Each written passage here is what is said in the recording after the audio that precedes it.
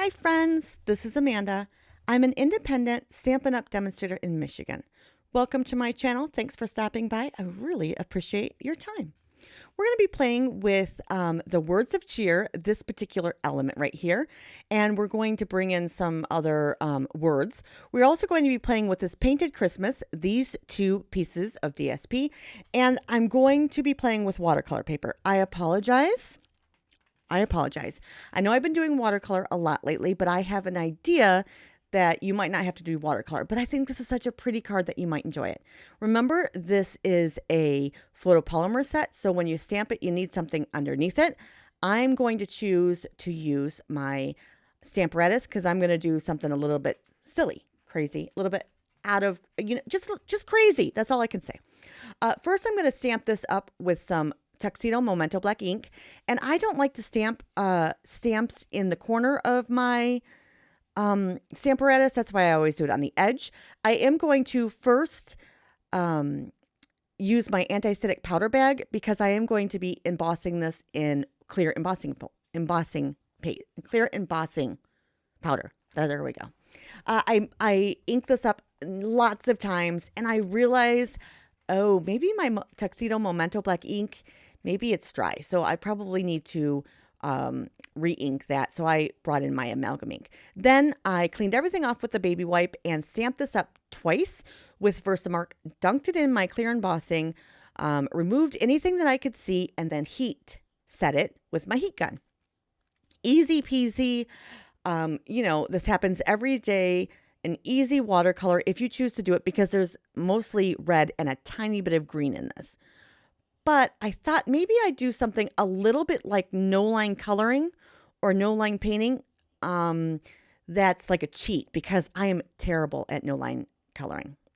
So I am going to stamp this in soft seafoam, but I'm going to stamp off first. So that's when I bring in that extra piece of paper, stamp on it, and then stamp the second time on my watercolor paper. Now you can barely see it, but I can see it pretty well. So I'm going to grab out the colors of this beautiful paper in with my markers. So I'm going to grab out Evening Evergreen and Soft Succulent, Garden Green, Early Espresso, and Real Red. I think there's even Pear Pizzazz in here. Then I will use the right side, not the coloring side, but the writing side, and I'm just going to trace this image. I'm going to use the colors that I think they should be. I'm going to trace that image, for like this little sprig right here. I did that Pear Pizzazz, and I'm going to color or trace, I guess I should say, the poinsettias in red, of course. And then there's a little branch with some berries on that. I did that Early Espresso, and then the berries, of course, were Real Red. Then I did some Evening Evergreen and Garden Green and Soft Succulent. I mean, I just use lots of different greens because, those are all the greens in this paper. You could always do this on the stamp. So instead of stamping it down in soft seafoam, outline it on the stamp with your Stampin' Write markers using the other side directly on your stamp. Now, if you want to, you could use your blender pens and, take the color and pull it out from the blender pens. But I thought it would be better for me, at least, to watercolor because that's what I like to do. But if blender pen is your idea of a good time, then you don't even have to use watercolor paper. You can just do that on regular paper. I had great fun. It was so relaxing. Yes, it did take me a long time, but I mean, it was interesting and fun. It was something different. Here I'm going to take the Calypso Coral and add it to my Real Red to make the red a little bit softer. Now, the rule with watercoloring is that you don't color anything right next to each other or it just bleeds through.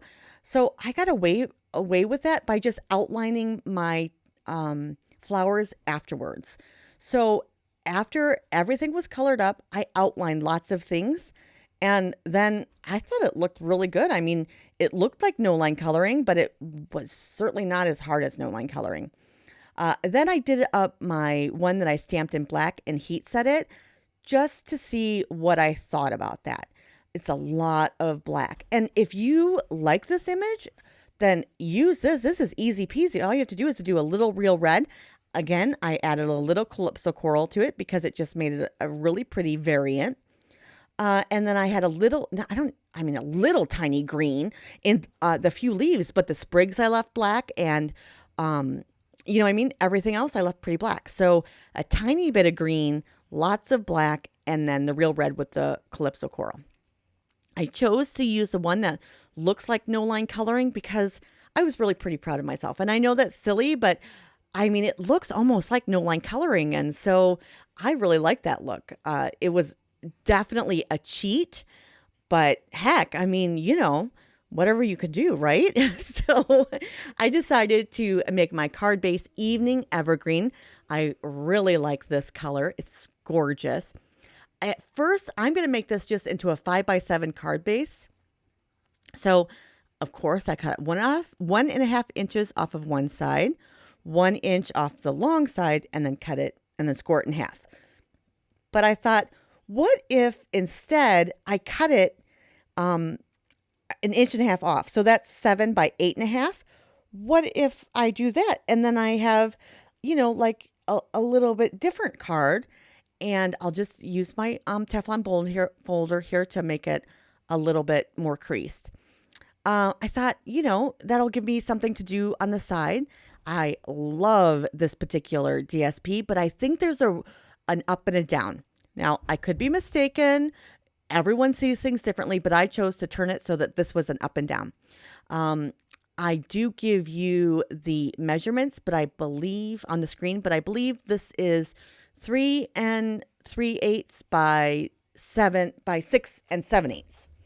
And then now here, this is where I do, I make this a little bit smaller than I want to. I do this at 1.25 inches because remember I cut off 1.5 by 6 7/8. And so I have a little bit of on the edge here, right? And you see a lot of green, but I'm like, well, no, that's no big deal. I'm going to add a piece of white behind that flap so that I can add my greetings. So first I thought, well, maybe I'll put the red DSP on top of it. So I just make a 5x7 panel, and this time I'm using 7/8. So 4 7/8 by 6 7/8. Plop that on there. Perfect. Little tiny edge. And then I'm like, oh, but look at all this white. I don't really think I want all this white. No, Balti, we aren't barking. So I cut off 1.5 inches from my white. And then I cut this piece of paper to 1 3/8 by, 1 3/8 by 6 3/8. It was up there on the little screen. You could always pause it right there if you want the measurements. And then it looked perfectly seamless, right? Doesn't that look so much better? Yeah, I think so too. Now here's my element. And I figure I really want to bring a circle to, over it. But I run into some problems. I think now that I could get away with it. So I take the whimsical trees out and I get the sentiment, let there be light. And then I take the other sentiment, which is really, really tiny, because I still want to use this circle. And I get 2 circles and I'm, oh, you know what? That's cute. Look, I love circles. Me and circles are friends. And I get to this point and I'm like, no, it's just too small. So what if I do another rectangle? Boo-hoo. Then I'll wrap it around my card. And yeah, it won't be perfect, but it'll be, something. So I'm going to cut this stitched rectangle out with some whisper white. Now, darn it, basic white. And then this looks a lot better right here rather than the circle. I just need bigger circle dies. But that's just not on my budget right now. I've been spending a lot of money with Stampin' Up, and I'm looking at a new camera. My husband is not too happy about it, but I want to go live. So, all right, I put on Merry Christmas here, and this is from the Painted Christmas stamp set. But what is that called? Let me look at it. Sorry, friends. I just want to get the name here. Is it called Christmas Season and a Christmas to Remember? That's what it's called. Christmas to Remember. Just the Merry Christmas with the Christmas Remember. And after the Christmas, I decided to score it. But what I should have done was cut it, because it won't work when you're, when you flip it over to the side, it's going to get all mucky. So I realize here that I really need to cut this off instead of just folding it over. But in a second, I'll know that. But here's my question to you. In the new year, I want to go live. When is the best time for you to watch a live? What time, what day? I'm planning on going live once a day and then having videos at least 2 other days. So let me know, because it will take extra time. And like I said, I am looking into another computer. So I'm taking the stitch rectangle die that's a little bit bigger than that, marking where I folded it. Now this is again where I should have cut the white one, but I didn't. So I scored this one. Look, they're all scored perfectly now. Yes, they'll just be on and then scored. And when I turn it, flip it. Yep, there you go. That's a perfect, but I just don't think it's going to bend back and forth really nice. So after I put some glue on this, I don't have any Tombow Mono, or I would be using that. I then realized I really don't think that I want to glue this. I think that I just want to cut this off. So instead of scoring it after your Merry Christmas or your sentiment, cut it. And then mark where you cut it on your second color. And this is Evening Evergreen, of course. And then, then you can score that part. So here's my card without my real red. I really like this Evening Evergreen. It's bold, it's beautiful, and this paper is gorgeous, and I believe that it is coming back next year. So that's nice, because this is gorgeous. I'm going to use some sturdy tape here, so I'm going to use some tear and tape. You could use the Stampin' Seal Plus, but tear and tape is just so much stronger. And I'm going to do this on the correct side. So make sure you line it up and know exactly where you need to put your tear and tape. I put 4 strips on there. I know I was feeling like it really needed it. And then you can varnish it with your bone folder, so it makes sure that it's really down, or your finger. I then take my Take Your Pick tool and pull up the little release paper. That's what it's called. And then I will, now remember, this is really strong, so don't push it down until you're really ready to. So I line it up to where I think I want it, and then I push it down. There we go. And I really like the look of this. No, it's not perfectly in the center. And yes, I just happened to eyeball it, but it's okay. Now I'm going to put my sentiment on, which says love. I don't remember. I'm sorry. Let me get here it is. My card. Love and joy come to you, and may it last the whole year through. Really like this. Now, I'm glad that pieces of paper have 2 sides, because I need it with this stamp set. This particular stamp is, well, it's a little bit hard to tell from the stamp where the straight line is. So line it up the best you can and use the 2 sides if you need to. So that's what I did. And then again, I will use some... this time I use my Stampin' Seal Plus, because I have it. Have to make sure which the side is that looks exactly straight. It's funny, because I can't see things unless I, put it up towards, out in front of me. Looking down at it sometimes can make it look a little bit to the right or to the left, or make it look a little uneven. This does stamp up, or this does sit up really well. So it makes it look, it still stands up on a mantle or wherever you want to need it, wherever you want to put it or display it, or, for those people who do display their cards, this will stand up really nicely. And then I just add my Stampin' Seal Plus to this, and I butt it up immediately next to it. And then this is the outside of my card. Now, the only thing it needs is some Wink of Stella. Well, that's not the only thing it needs, but it needs some Wink of Stella, and it needs a little bling. Now, I am going to use some gems here, and let me tell you what they're called.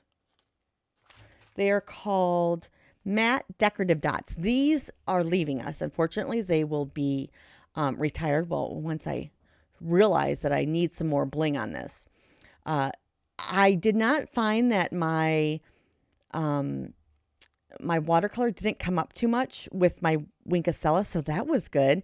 It didn't run very much, and I was able to make everything else sparkly, and I was really happy about that.